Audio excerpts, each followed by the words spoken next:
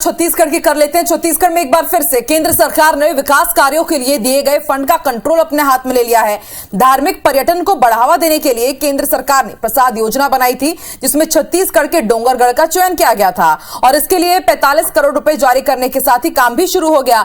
लेकिन अब केंद्र सरकार ने फंड का कंट्रोल फिर से अपने हाथों में ले लिया है।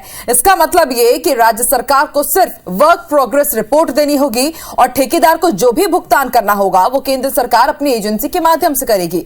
अब इस मामले में छत्तीसगढ़ पर्यटन बोर्ड के अध्यक्ष अटल श्रीवास्तव कह रहे हैं कि फैसला समझ के परे है। वहीं पर्यटन बोर्ड के पूर्व उपाध्यक्ष केदार गुप्ता कह रहे हैं कि राज्य सरकार की भ्रष्टाचार की वजह से शायद ऐसा फैसला लिया गया हो। योजना चलेगी और योजना पर काम होगा। उनका केवल पेमेंट का कंट्रोल अपने पास रखे हैं और यहाँ पे जो प्रोग्रेस होगी वो हमको बना के देना है।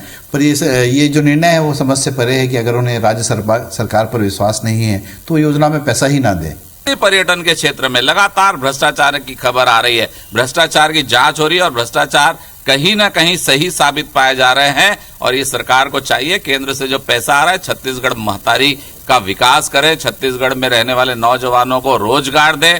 निश्चित रूप से मोदी जी धन भेज रहे हैं पर छत्तीसगढ़ उपयोग नहीं कर पा रहा है। तो फंड पर सियासी फसाद शुरू हो गया है। सुरेंद्र शर्मा जी इस वक्त हमारे साथ जुड़ रहे हैं, केदार गुप्ता जी भी जुड़ रहे हैं, बीजेपी की तरफ से अपना पक्ष रखेंगे। आप दोनों का ही स्वागत है, नमस्कार है। सुरेंद्र जी, मेरा पहला सवाल आपसे, सर बाकायदा जो योजना है वो तो चल रही है, तो फिर आखिर ये कंट्रोल की राजनीति क्यों? सीधी बात यह है कि भारतीय जनता पार्टी को संघीय व्यवस्था पर विश्वास नहीं है। आप एक चीज बताइए कि अगर छत्तीसगढ़ में नगर पालिका या नगर निगम में किसी की भी सरकार हो, भारतीय जनता पार्टी का अध्यक्ष हो या कांग्रेस का अध्यक्ष हो, अगर वहाँ कोई विकास कार्य करना है तो उसकी एजेंसी कौन होगी? वहाँ की एजेंसी वही नगर पालिका या नगर निगम होगी ना। उसी तरह से केंद्र के द्वारा जितनी भी योजनाएं हैं उन सभी योजनाओं को क्रियान्वित करने की जिम्मेदारी राज्य सरकार की होती है। बिल्कुल। तो राज्य सरकार के कोई हकों को, राज्य सरकार की जिम्मेदारी को, राज्य सरकार के अधिकार को अगर अतिक्रमण किया जा रहा है, इसका मतलब ये है कि तानाशाही रवैया है। भारतीय जनता पार्टी वैसे भी लोकतंत्र में विश्वास कम करती है। पिछले लगातार समय से आप देखेंगे तो चाहे न्यायपालिका हो, चाहे कार्यपालिका हो, चाहे रिजर्व बैंक हो, चाहे जितनी भी संस्थाएं हैं, चाहे ईडी हो, चाहे सीबीआई हो, चाहे इनकम टैक्स डिपार्टमेंट हो, तो इस तरह से लगातार अगर देखा जाए तो जिस तरह से भारतीय जनता पार्टी की सरकार दुरुपयोग कर रही है, तो अगर इसी में एक नया क्रम है कि केंद्रीय योजनाओं को स्वयं वो चलाएंगे, राज्य सरकारों के हकों पर एक तरह से अतिक्रमण है और ये बहुत ही निंदनीय है, ये अशोभनीय भी है। इस तरह की बात जो है बिल्कुल गैरवाजिब है। केदार जी से जवाब ले लेते हैं। केदार जी, आखिर ऐसी क्या नौबत आन पड़ी कि केंद्र सरकार को कंट्रोल लेना पड़ रहा है इस योजना पर? देखिए, अब केंद्र सरकार की जो भी योजनाएं हैं, लगातार भूपेश बघेल की सरकार उन योजनाओं को क्रियान्वित नहीं कर पा रही है या नहीं करना चाह रही है। और जो दुखद है पहलू, सबसे बड़ा पहलू यह है कि प्रधानमंत्री आवास योजना, उसके लिए मोदी जी ने 16 लाख मकानों का पैसा छत्तीसगढ़ भेजा। जिसमें लगभग अगर एक मकान में 5 लोग रहते तो 80 लाख गरीब जनता उस मकानों पर रह पाती।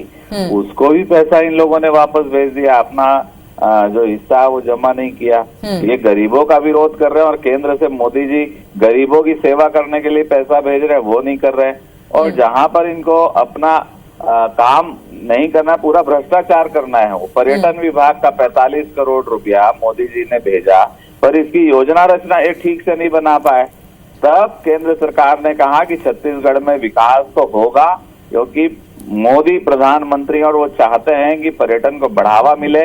ये नहीं बना सक रहे तो अब केंद्र सरकार बनाएगी और ये बनाते तो छत्तीसगढ़ की सरकार पूर्णतः भ्रष्ट अधिकारियों पर लगाम नहीं कस पा रही है। अभी 25 रुपए टन कोयले की दलाली, कोयले का कमीशन, अधिकारियों के घर से करोड़ों रुपए नकद बरामद होना, कई किलो सोना, कई कैरेट हीरा बरामद होना, ये छत्तीसगढ़ में भ्रष्टाचार की एक नई केदार जी, लेकिन सवाल सिर्फ इसी योजना को लेकर के उठ रहे हैं, बाकी योजनाएं तो चल रही है और कुछ योजनाओं के लिए तो खुद केंद्र सरकार भी सम्मानित करती है। देखिए, प्रधानमंत्री आवास योजना पिछले 1 वर्षों से बंद है, 16 लाख मकान नहीं दे पाए ये लोग। घर घर नल योजना का 3 बार इनका टेंडर निरस्त हो चुका है और सबसे 29वें स्थान में है पूरे देश में राष्ट्रीय योजना। सुरेंद्र जी, प्रधानमंत्री आवास योजना में जिस तरीके से भागीदार नहीं रह पाई राज्य सरकार, क्या इसी का खामियाजा भुगतना पड़ा है कि इस योजना का कंट्रोल अब केंद्र सरकार अपने हाथ में ले रही है? भाजपा का भी यही आरोप है। सीधी बात यह है, मैंने आपको कहा कि भारतीय जनता पार्टी जो है संघीय व्यवस्था में विश्वास नहीं करती।